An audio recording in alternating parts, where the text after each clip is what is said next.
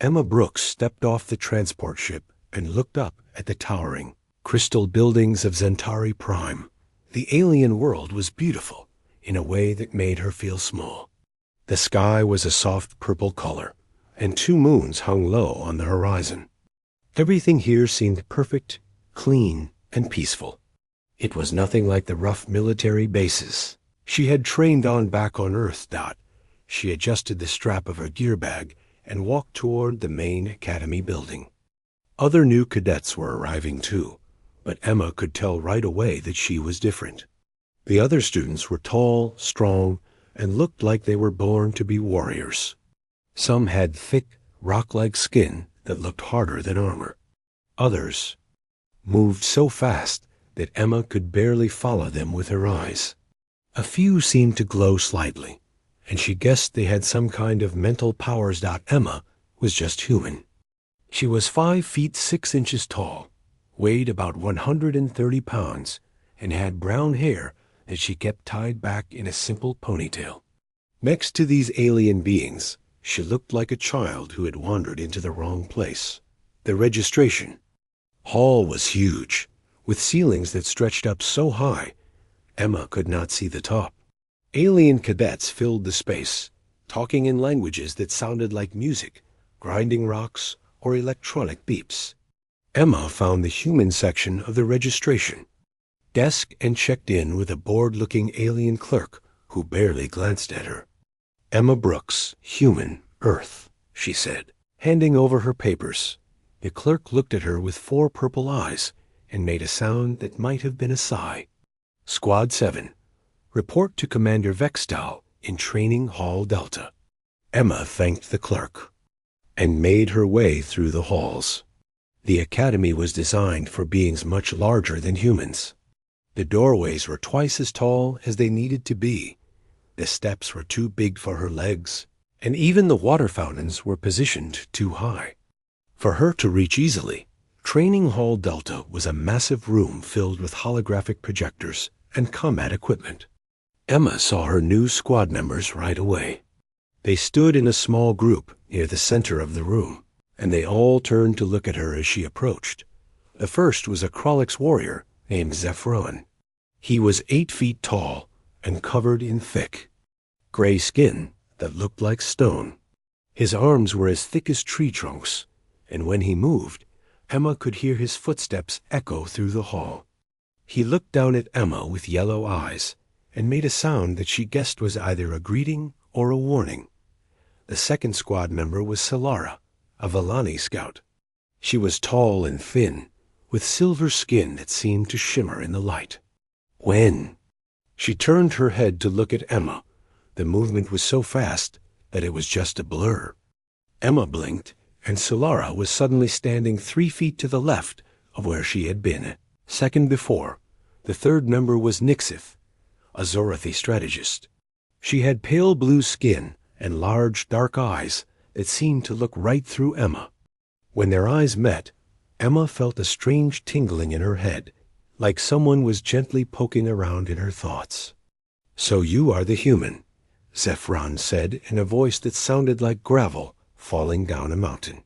"You are smaller than I expected." "Much smaller," Solara agreed. Her voice was musical, but there was something cold in it. "Are you sure you are old enough to be here?" Emma felt her cheeks turn red, but she kept her voice steady. "I am 22 years old and graduated top of my class from Earth Military Academy." Nixith tilted her head slightly. Emma felt that tingling sensation again, stronger this time. "Interesting," Zorathi said. "Your mind is different. Not stronger, just different." Before Emma could ask what that meant, a massive shape entered the training hall. Commander Vextal was a Krolix like Zephron, but even bigger. He was covered in scars that looked like they had been carved into solid rock, and one of his arms had been replaced with a mechanical limb that hummed with energy. "Squad 7, he called out in a voice that made the floor vibrate. "You are here to learn how to fight together as a unit. In real combat, you will depend on each other to stay alive. That means you must know each other's strengths and weaknesses. He looked directly at Emma. Some of you have natural advantages. Thick skin that can stop bullets. Speed that lets you dodge enemy fire. Mental powers that can confuse your enemies. His gaze moved to the others, and then back to Emma. Others will have to work harder to keep up. The first training exercise was simple combat simulation. Each squad member had to fight their way through a holographic enemy base and rescue hostages. Emma watched the others go first. Z, EPH single quotes Ron, simply walked through the enemy fire.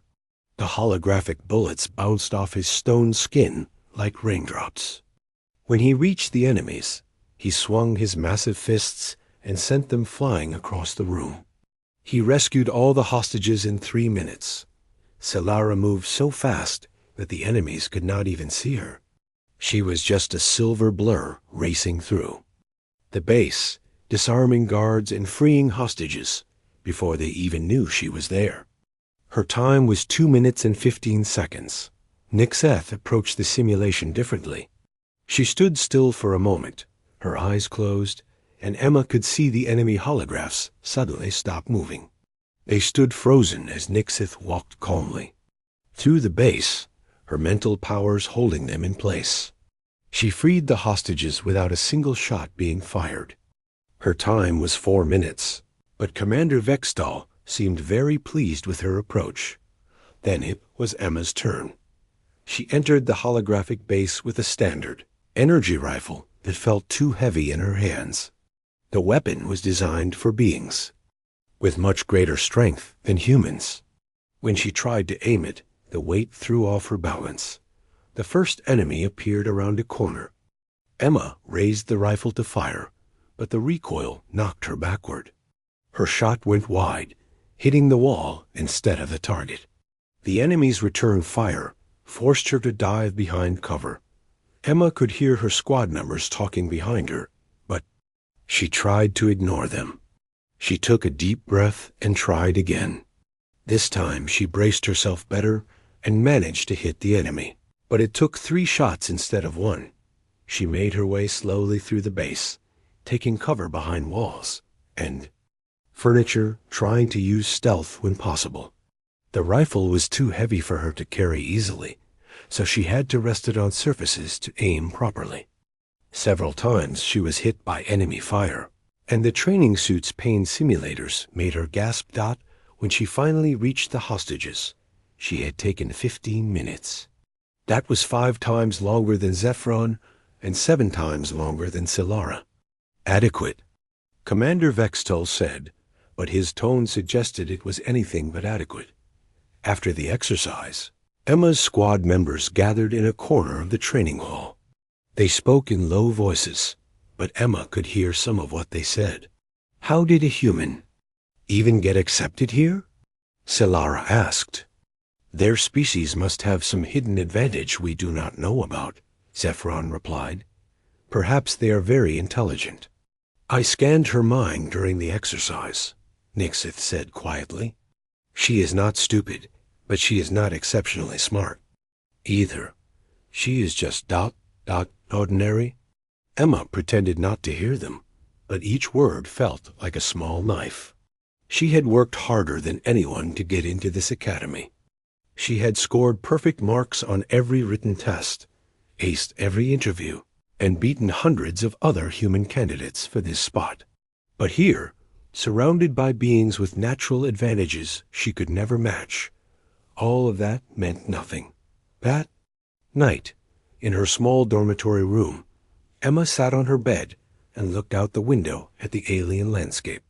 The 2 moons cast strange shadows across the crystal buildings, and she could see other cadets flying through the air or practicing combat moves that defied gravity. She opened her personal computer and started writing a message to her family.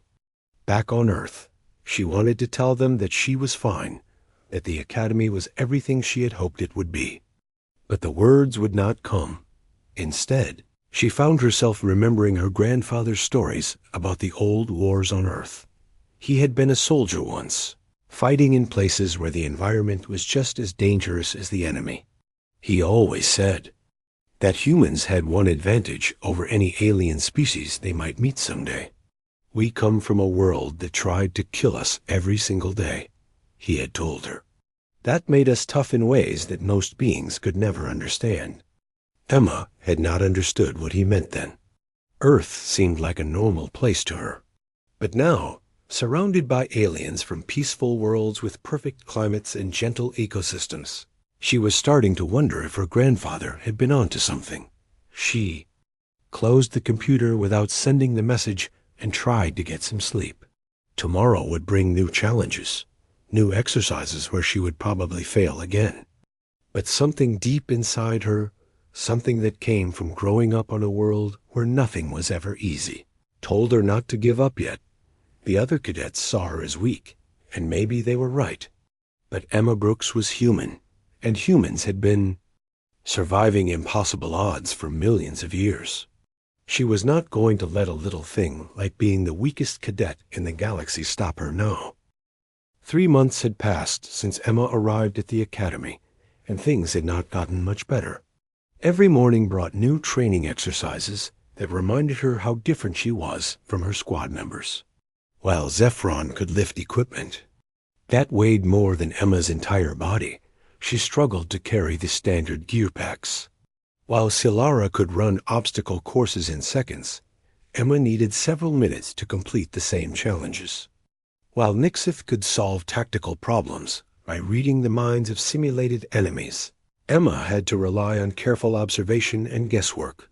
The other cadets had stopped being openly rude to her, but Emma could see the pity in their eyes. They had accepted that she was trying her best, but they had also accepted that her best would never be good enough. Even Commander Vextal seemed to have given up on pushing her harder, instead focusing his attention on the squad members who might actually become effective soldiers. Emma had found one small area where she could contribute. During tactical planning sessions, she often suggested strategies that the others had not considered. Her ideas were not always better than what her squad members came up with, but they were different. Sometimes those different approaches opened up new possibilities that no one else had seen. It was not enough to make up for her poor combat performance, but it was something. On a cold morning in her 4th month at the academy, Admiral Korveth called all the squads together in the main assembly hall. The admiral was a Zorathi like Nixith, but much older and more powerful. When he entered a room, Emma could feel the mental pressure he gave off, like a weight pressing down on her thoughts. "Cadets," the admiral began, his voice carrying easily through the huge hall without any need for amplification. "You have spent months training in simulations and controlled environments. Now it is time to test your skills in the real world." A holographic display appeared above the assembly, showing a planet that looked like a large red ball hanging in space. The surface was covered with deep canyons, rocky mountains, and what looked like dust storms swirling across the continents. "This is Helix 7, Admiral Korveth continued. "It is a moderately challenging world that will provide an excellent testing ground for your abilities. Each squad will spend 1 week on the surface, establishing a base camp, studying the local wildlife, and maintaining communication with the academy." Emma stared at the image of Helix 7 and felt something cold settle in her stomach. A planet looked familiar in a way that made her nervous. The red soil, the thin atmosphere visible as a pale haze around the planet's edge, the obvious signs of extreme weather patterns. This looked like the kind of world that Earth's military classified as extremely dangerous, but none of her squad members seemed concerned. If anything, they looked excited about the chance to finally do real fieldwork instead of endless simulations. "Squad 7 will deploy in 2 days," Admiral Korveth announced. "Prepare your equipment and review the mission briefings. This exercise will count for 30% of your final academy grades." After the assembly, Squad 7 gathered in their usual meeting room to discuss the mission. Commander Vextal had provided them with detailed files about Helix 7, and Emma read through them with growing alarm. The planet had a thin atmosphere with low oxygen levels. The temperature swung from freezing cold at night to dangerously hot. During the day, dust storms could appear without warning and last for days. The gravity was slightly higher than standard, which would make movement more difficult. And the files mentioned various indigenous life forms, without providing much detail about what those life forms might be like. This should be simple, Zephron said, flexing his massive stone arms. A week of camping under the stars. I am looking forward to it.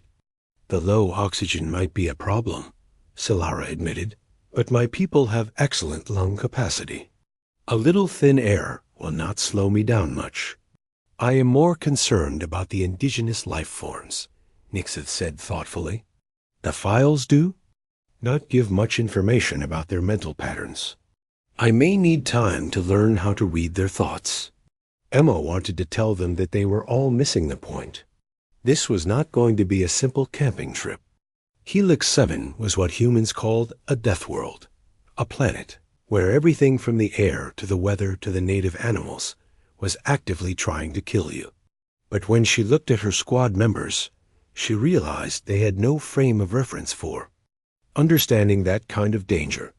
Centauri Prime, where the academy was located, had perfect weather year-round. The gravity was comfortable, the air was clean and easy to breathe, and the most dangerous animal on the entire planet was roughly equivalent to a house cat. The homeworlds of her squad members were similarly safe and comfortable. They had evolved. On planets where survival was never a constant struggle, Earth was different. Emma had grown up hearing stories about the old days when humans had to fight for every meal, when a simple storm could destroy entire cities, when wild animals could kill a person in seconds. Even modern Earth was still dangerous compared to most alien worlds. The weather could still turn deadly without warning. Earthquakes and volcanoes reminded humans that their planet was still geologically active. And despite thousands of years of civilization, there were still places where nature ruled, and humans survived only by being smarter, tougher, and more adaptable than everything trying to kill them. Emma, you are very quiet, Nixith observed. What do you think about the mission? Emma hesitated. She did not want to sound like she was trying to scare them, but she also felt like she had to say something. I think we should be very careful. Planets like this can be more dangerous than they look. You worry too much, Zephron said with. What Emma had learned was his version of a laugh. What could hurt us? My skin can stop most weapons. Solara can outrun anything dangerous, and Nixith can control the minds of any hostile creatures. You just need to stay close to us and let us handle any problems. Emma nodded and did not argue, but she spent the next 2 days reading everything she could find about Deathworld survival. Most of the Academy's library focused on fighting enemies with weapons and technology, but Emma managed to find some old files about natural disasters and hostile environments. The more she read, the more worried she became.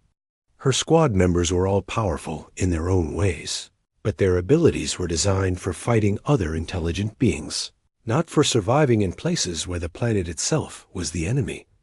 Zephron's stone skin might stop bullets, but Emma wondered how it would handle extreme temperature changes or corrosive dust storms. Solara's speed was impressive, but speed meant nothing if you did not know which direction was safe to run. Nixith's mental powers worked well on thinking creatures, but they would be useless against storms, cliffs, or toxic plants. On the morning of their departure, Emma packed her gear more carefully than her squad members did, while they brought standard equipment designed for combat operations. Emma included extra water purification tablets, emergency medical supplies, and a small survival kit that she had put together from items in the Academy's supply room. You are bringing a lot of extra weight, Solara observed as Emma struggled with her heavy pack. Better to have it and not need it than need it and not have it, Emma replied, repeating something her grandfather had always said. The transport ship that carried them to Helix 7 was fast and comfortable, with artificial gravity and climate control that kept the trip pleasant. Through the viewports, Emma could see other planets in the system. Beautiful garden worlds with blue oceans and white clouds, the kind of places where her squad members would feel right at home. But as they approached Helix 7, the view changed. The planet grew larger in the viewport, and Emma could see the details that had been hidden in the mission briefing files. Massive dust storms covered half the surface, moving like slow-motion hurricanes across the red landscape. Mountain ranges rose up like broken teeth, and deep canyons cut the surface into a maze of sharp edges and shadows. "It looks different than I expected," Nixith said quietly. "More hostile," Solara agreed. ZEPH single quotes Ron said nothing, but Emma noticed that he had stopped flexing his arms and was staring at the planet with a more serious expression than she had ever seen on his face. The transport ship entered the atmosphere, and immediately the smooth ride became bumpy and rough. The pilot, a nervous-looking alien Emma did not recognize, announced that atmospheric conditions were within acceptable parameters, but recommended that all passengers secure their gear for landing. Through the viewport, Emma could see the surface rushing up toward them. The landing site was a flat area surrounded by red cliffs and scattered with boulders the size of houses. In the distance, she could see movement that might have been animals or might have been blowing dust. It was impossible to tell the difference. When the ship touched down, the pilot quickly ran through the safety briefing. Emergency beacon locations, communication protocols, and pickup schedules. Emma paid careful attention to every word, but she noticed that her squad members seemed distracted by the view outside. 1 week, a pilot said as he prepared to open the airlock. Stay in radio contact, complete your mission objectives, and try not to do anything stupid. I will see you in 7 days. The airlock opened, and Emma got her first breath of Helix 7 air. The first night on Helix 7 was worse than Emma had expected, and she had expected it to be bad. They had managed to set up their base camp in the shelter of some large rocks before the sun went down. The equipment from the academy worked well, enough during the day, but as soon as the temperature started dropping, problems began to appear. The atmospheric processors that were supposed to clean their air kept clogging with the fine red dust that seemed to get into everything. The communication array worked for a few hours and then started producing nothing but static. Worst of all, their water recycling system broke down completely when mineral deposits from the local soil jammed the filters. Emma's squad members had never dealt with equipment failures like this before. On their homeworlds, technology was reliable and rarely broke down. When something did stop working, there were always technicians nearby to fix it quickly. But here on Helix 7, they were on their own. The instruction manual says to clean the dust filters every 6 hours, Solara said, holding up a device that was supposed to purify their air. But they are already completely blocked after only 2 hours. My people designed this equipment, Zephron said angrily. Krollik's technology does not break down so easily. There must be something wrong with this planet. Emma almost smiled at that. There was definitely something wrong with this planet, but it was not the kind of wrong that Zephron was thinking about. Helix 7 was working exactly the way it was supposed to work. It was trying to kill them. Let me see that, Emma said, taking the air filter from Solara. She had never worked with this particular model before, but the basic principles were the same as the survival equipment she had trained with on Earth.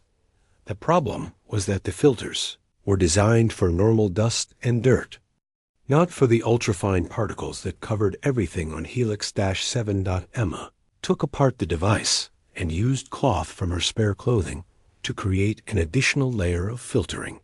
It was not a perfect solution, but it would keep the machinery from clogging up so quickly. How did you know how to do that? Nixeth asked. Equipment breaks down all the time on Earth, Emma explained as she reassembled the filter. If you cannot fix it yourself, you might not survive long enough for help to arrive. She showed them how to modify the other atmospheric processors. And for the first time since they had arrived on the planet, her squad members started looking at her with something other than pity. But the real test came when the sun went down. Emma had expected the temperature to drop, but she had not been prepared for how fast it happened. Within an hour of sunset, the air went from uncomfortably hot to painfully cold. Their heated shelters were designed to handle normal temperature variations, but the extreme swing on Helix 7 overwhelmed the heating systems. I cannot feel my fingers, Solara said, her silver skin turning a darker color that Emma guessed meant she was very cold. Zephyron was in even worse shape. His stone skin, which protected him so well from weapons and impacts, conducted heat away from his body very efficiently. He was losing body temperature much faster than the others. We need to share body heat, Emma said. Everyone needs to get closer together. That is not proper military protocol, Zephyron protested, but his voice was shaking. Forget military protocol, Emma replied. This is about staying alive.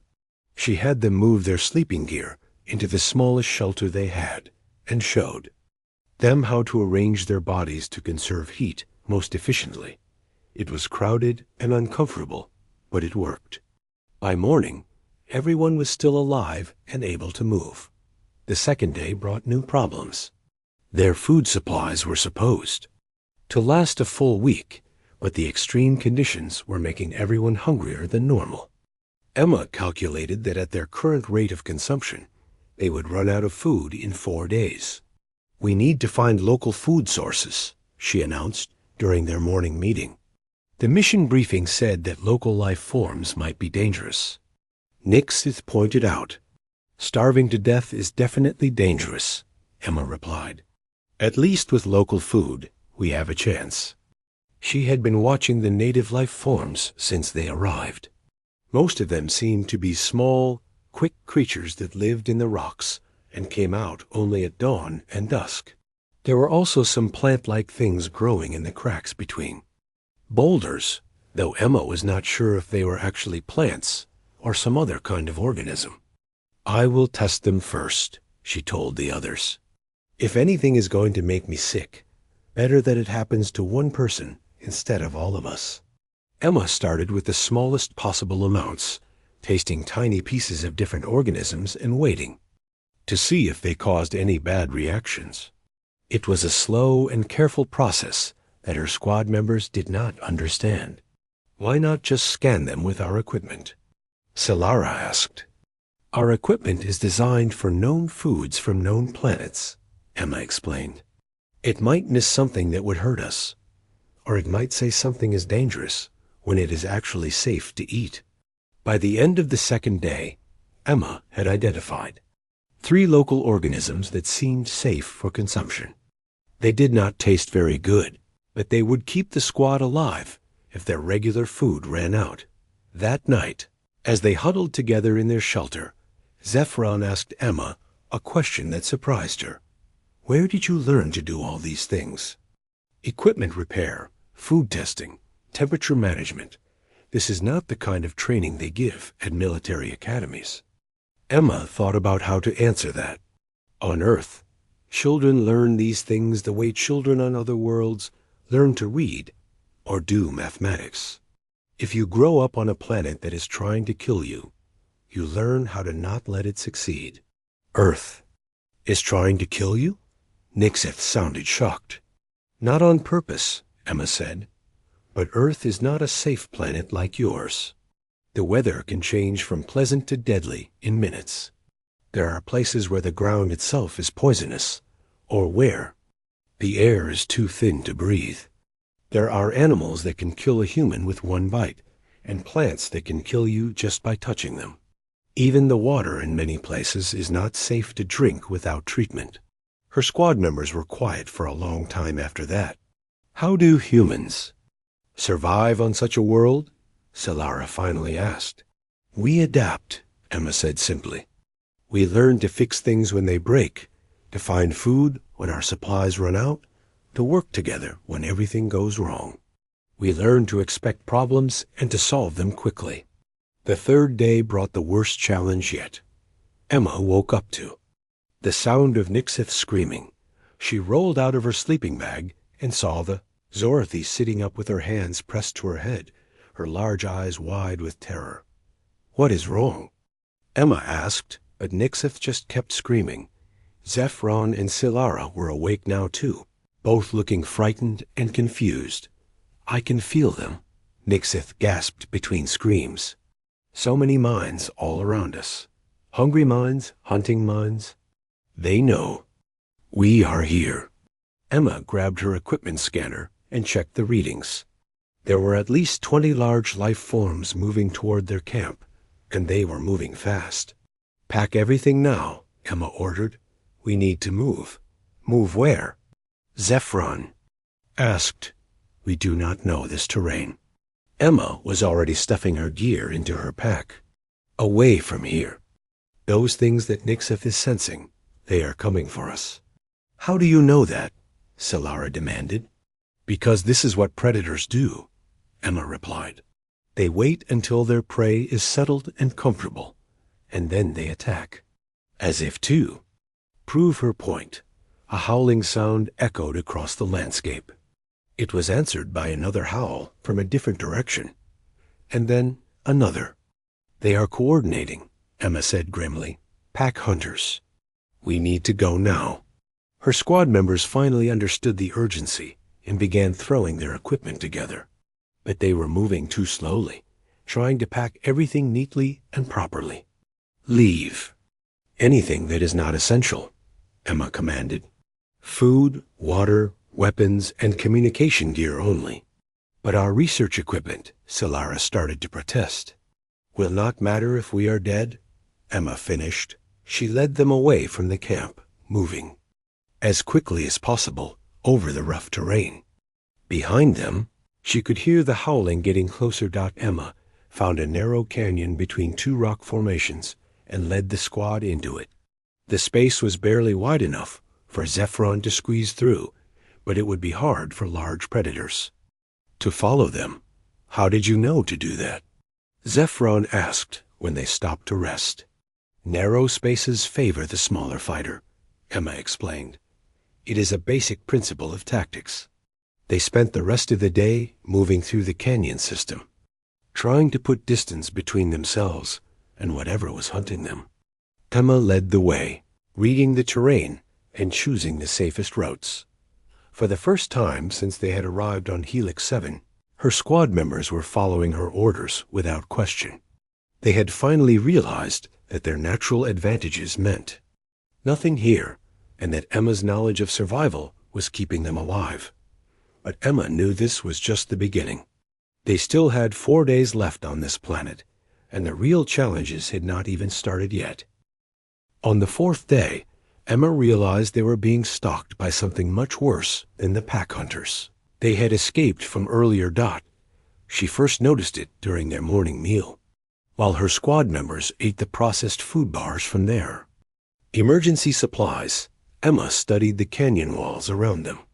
Something was wrong with the shadows. They were moving when they should have been still. We need to keep moving, she announced quietly, not wanting to alarm the others until she was sure. But we just stopped for breakfast, Solara protested. And my legs are tired from all the climbing yesterday. Emma packed her gear quickly and motioned for the others to do the same. Trust me on this one. As they moved deeper into the canyon system, Emma kept watching the rocks above them. There, a shadow that was definitely not caused by the twin suns of Helix 7. Something large was following them, staying just out of sight, but matching their pace perfectly. An hour later, she was certain. They were being hunted by an apex predator, something smart enough to stay hidden while it learned about its prey. Emma had read about creatures like this in Earth's history. Before humans became the dominant species on their planet, There had been predators that hunted early human tribes the same way. Patient, intelligent, and absolutely deadly. "Zephron," she called quietly to the big Krolix warrior. "How good is your hearing?" "Better than yours," he replied. "Why, you ask?" "Listen carefully to the sounds around us. Tell me if you hear anything that does not belong." Zephron stopped walking and stood very still for several minutes. His yellow eyes grew wider as he listened. "There is something up there," he said, pointing toward the canyon rim. "Something big. It stops when we stop and moves when we move." "How? Big?" Emma asked, though she was afraid she already knew the answer. "Very big," Zephron said. "Bigger than me." Emma felt her stomach drop. A predator larger than an 8-foot-tall Krolix warrior was not something they could fight with their limited weapons and equipment. "What do we do?" Nixith asked.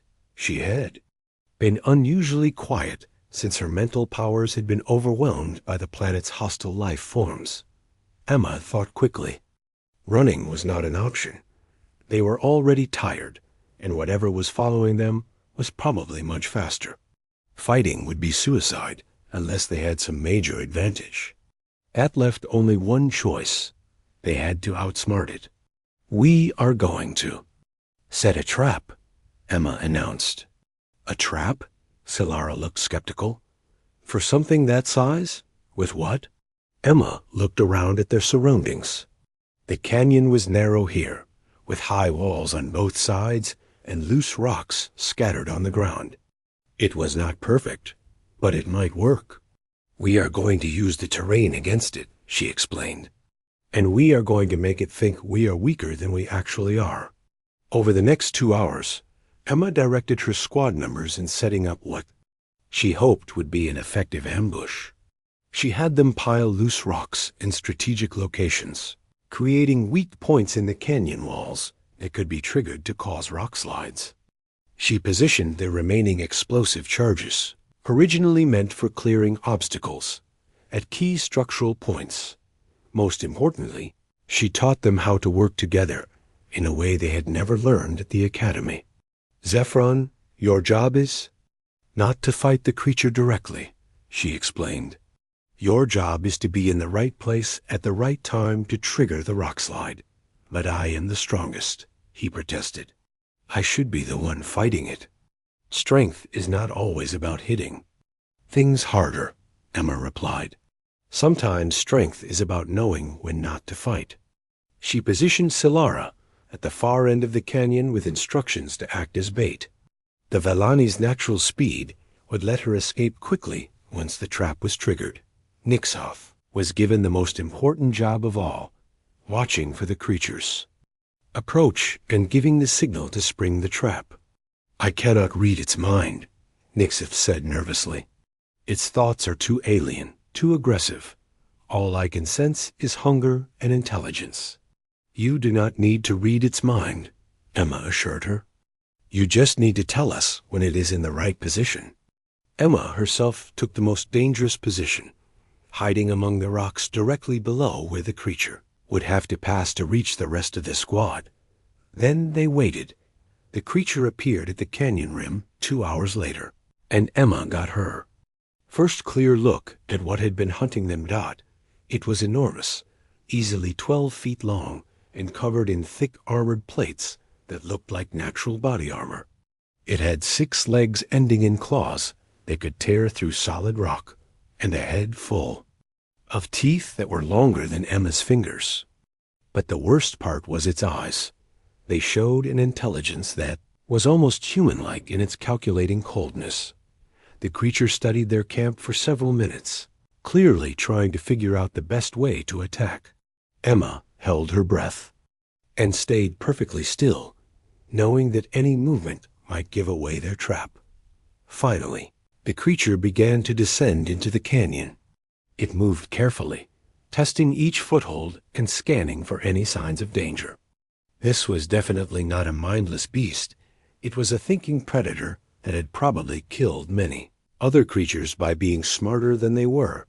Emma watched as it passed the first trigger point, then the second. She needed it to be in exactly the right position, or the trap would fail, and they would all die. Now, Nixith whispered through their communication system. Not yet, Emma replied quietly. Wait for my signal. The creature was almost in position when it suddenly stopped and raised its head, sniffing the air. Emma realized with horror that it had caught their scent and knew something was wrong. Silara, move, Emma commanded. The Valani scout immediately began running down the canyon, making as much noise as possible. The creature's attention snapped to her, and it let out a roar that echoed off the canyon walls like thunderdot as the predator leaped down into the canyon to chase Silara. Emma shouted the signal. Now! Zephron triggered the first rock slide, sending tons of loose stone crashing down behind the creature, cutting off its escape route. At the same time, Emma detonated the explosive charges, weakening the canyon walls at carefully chosen points. The creature spun around, realizing it had been trapped, and Emma got to see just how intelligent it really was. Instead of panicking or charging blindly forward, it immediately began looking for another way out. But Emma had anticipated that. She triggered the second set of charges, bringing down more rocks to block the creature's alternate escape routes. Silara, get clear. Emma shouted. The Velani scout put on a burst of speed and scrambled up the far canyon wall, just as Emma triggered the final charge.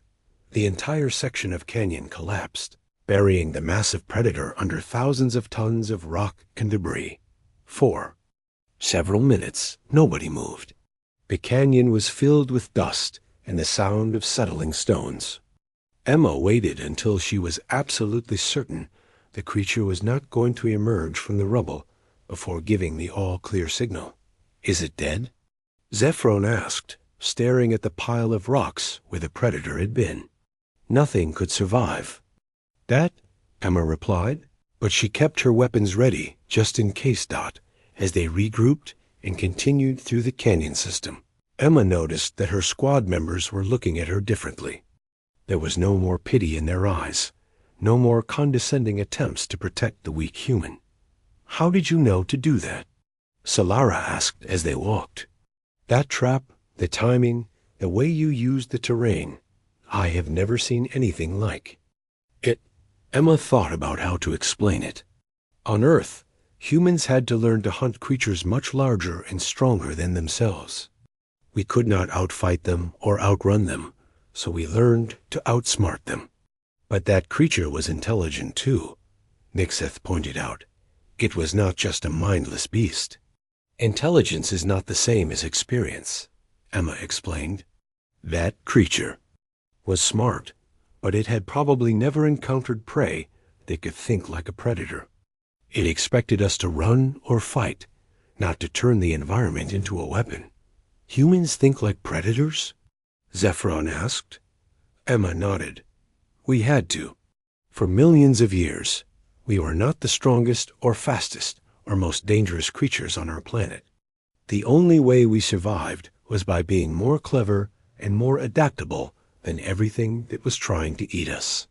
That night, as they made camp in a more secure location, Emma's squad members worked together more efficiently than they ever had before. Zephron followed her instructions without question, using his strength where she directed rather than just trying to overpower every problem. Silara used her speed for reconnaissance and quick movements rather than just showing off. Nixith focused her mental abilities on useful tasks, like detecting approaching threats. For the first time since arriving on Helix 7, Emma felt like they might actually survive their remaining 3 days on the planet.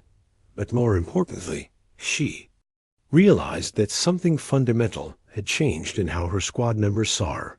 She was no longer the weak human who needed their protection. She was the tactical expert who had just saved all their lives by thinking like the predator that Earth had made her into as she fell asleep under the alien stars.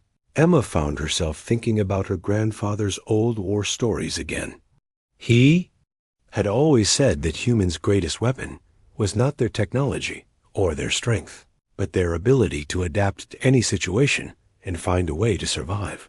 On Helix 7, surrounded by dangers that her alien squad members could barely comprehend, the rescue ship arrived 3 days late, and what the pilot found on Helix 7 was not what anyone had expected. Instead of finding 4 desperate cadets huddled in an emergency shelter waiting for rescue, the pilot discovered a well-organized camp with defensive positions, water collection systems, and what looked like a detailed map of the local area carved into a flat stone. Emma Brooks stood at the center of it all, calmly directing her squad members as they packed up their equipment and prepared for departure. She was giving orders, and the others were following them without question. "Squad 7, this is Rescue Transport Delta," the pilot announced over the communication system. "Please respond."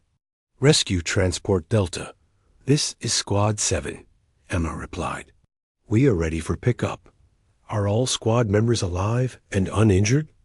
the pilot asked, following standard rescue protocol. "All squad members are alive and functional," Emma confirmed. "We have some equipment damage, but no serious injuries." The pilot shook his head in confusion. In his 10 years of running academy training missions, he had never heard cadets sound so calm and professional after a week on a challenging world. Usually they were exhausted, frightened, and eager to get off the planet as quickly as possible. When the squad boarded the rescue ship, the pilot got an even bigger surprise. The 3 alien cadets all looked tired and worn, but they also looked confident in a way that was completely different from when he had dropped them off a week earlier. And they all kept looking to the small human female as if waiting for her instructions. "How did your mission go?" the pilot asked as they lifted off from Helix 7. "Better than expected," Zephron replied. "Emma taught us many things." "Emma?" The pilot looked confused. "You mean Lieutenant Brooks? She taught you things?" "She taught us how to survive," Solara said simply. During the flight back to the academy, Emma's squad members took turns telling the pilot about what had happened on Helix 7. They described the equipment failures, the temperature extremes, the predator attacks, and the trap that had saved all their lives. The pilot listened to their stories with growing amazement. He had read the mission files for Helix 7, and what they were describing sounded like a completely different planet and the moderately challenging world that was supposed to be suitable for cadet training. "Are you certain you are on Helix 7? he asked. "Very certain," Nixith replied. "But I think the mission planners did not understand what kind of world it really was." When they arrived back at the academy, word of Squad 7's successful mission spread quickly. Other cadets gathered around to hear about their adventures, and Emma found herself at the center of attention for the first time since arriving at the academy. But the real test came 3 days later when Admiral Korveth called Squad 7 to his office for their mission debriefing. The Admiral's office was a huge room with windows that looked out over the crystal spires of Centauri Prime. Emma had never been inside it before, and she felt very small sitting in a chair designed for beings much larger than humans. "I have read the preliminary reports from your mission," Admiral Korveth began, his mental voice carrying easily into their minds. "But I would like to hear your own account of what happened." Zephron spoke first, describing how their equipment had failed and how Emma had taught them to modify it for the harsh conditions. His account made it clear that without Emma's knowledge, they would have been in serious trouble from the very first day. Solara talked about the predator attacks and how Emma had led them to safety using tactics none of them had learned at the academy. She admitted that her own natural speed had been useless in the difficult terrain, while Emma's careful movement and route selection had kept them alive. Nixith described the trap that had killed the apex predator, giving Emma full credit for the planning and execution. She explained how Emma had used each squad member's abilities in ways they had never considered before. Throughout all of this, Emma sat quietly and let her squad members tell the story. She only spoke when Admiral Corveth asked her direct questions. "Lieutenant Brooks," the Admiral said finally, "your squad members give you credit for their survival. Do you agree with their assessment?" Emma thought carefully before answering. "I think we all contributed to our survival, sir. My squad members trusted me when I asked them to do things that did not make sense to them. That trust was just as important as any tactical knowledge." "But you did take command of the squad during the mission." "Yes, sir. The situation required someone with experience in hostile environment survival, and I had the most relevant training." Admiral Corveth was quiet for a long time, his large dark eyes studying Emma intently. She could feel the pressure of his mental abilities pressing against her thoughts, but not in an invasive way. More like he was trying to understand something that confused him. "Lieutenant Brooks," he said finally, "your performance during Academy training has been consistently poor. Your combat scores are the lowest in your class. Your physical assessments place you at the bottom of all rankings, and several instructors have recommended that you be transferred to a non-combat role." Emma's heart sank. After everything that had happened on Helix 7, she was still going to be dismissed from the Academy. "However," the Admiral continued, "your performance on Helix 7 suggests that our assessment methods may be inadequate for evaluating human capabilities." He touched a control on his desk, and a holographic display appeared showing Emma's Academy records alongside the mission reports from Helix 7. "We have been measuring your abilities against standards designed for species that evolved on stable, peaceful worlds," the Admiral said. "But humans did not evolve on such a world, did they?" "No, sir," Emma replied. "Earth is what we classify as a high-danger environment. And this high-danger environment shaped human development in ways that our current training methods do not account for." "Yes, sir." Admiral Corveth stood up and walked to the window, looking out at the peaceful landscape of Zentari Prime. "For the past 50 years, the Galactic Defense Coalition has operated on the assumption that military effectiveness requires superior individual capabilities," he said. "Stronger soldiers, faster soldiers, soldiers with enhanced mental abilities." He turned back to face Emma and her squad members. "But your mission reports suggest a different possibility. That effectiveness in real-world conditions may depend more on adaptability, resourcefulness, and the ability to work with limited resources in hostile environments." Emma did not know what to say to that, so she remained silent. "I am recommending several changes based on your mission," the Admiral announced. "First, all future cadet training will include mandatory survival exercises on hostile worlds. Second, human military doctrine will be studied and incorporated into our tactical training programs. And third, Lieutenant Brooks, you are being promoted to instructor rank and assigned to develop new training curricula." Emma felt like she had been hit by a lightning bolt. "Sir, I do not understand. I failed most of my Academy courses." "You failed courses designed to measure abilities that are not relevant to real combat situations," the Admiral replied. "Your squad members are alive because you possessed skills that our current training programs do not even recognize as important." Over the following weeks, Emma's life at the Academy changed completely. Instead of struggling through combat simulations designed for stronger, faster beings, she found herself teaching survival techniques to cadets from across the galaxy. Her first class included many of the same alien students who had once looked at her with pity. Now they listened carefully as she explained how to repair equipment with improvised materials, how to find food and water in hostile environments, and how to use terrain and weather as tactical advantages. "The key thing to remember," Emma told her students during one class, "is that your natural advantages can become disadvantages if you rely on them too heavily. Thick skin is great until the environment is too hot or too cold for your temperature regulation. Super speed is useless if you do not know which direction is safe to run. Zephron, Silara, and Nixith became her assistant instructors, helping to teach other students the lessons they had learned on Helix 7. Their respect for Emma was obvious to everyone, and it influenced how other cadets viewed her as well. But the biggest change came when other worlds began requesting human military advisors. Reports of what had happened on Helix 7 spread through the Galactic Defense Coalition, and military leaders started to realize that humans brought unique capabilities to any conflict situation.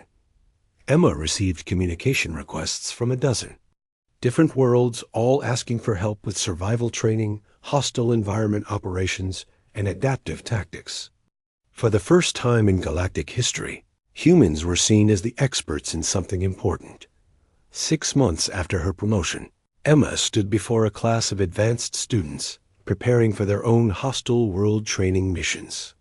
Looking out at the mix of alien faces, some that had once looked at her with condescension, others that now showed genuine respect, she thought about how much had changed. Who can tell me the most important rule of survival? She asked the class. Zephron raised his massive hand. Adaptation is more important than strength. Good, Silara. Speed without direction is just panic. Excellent, Nixith.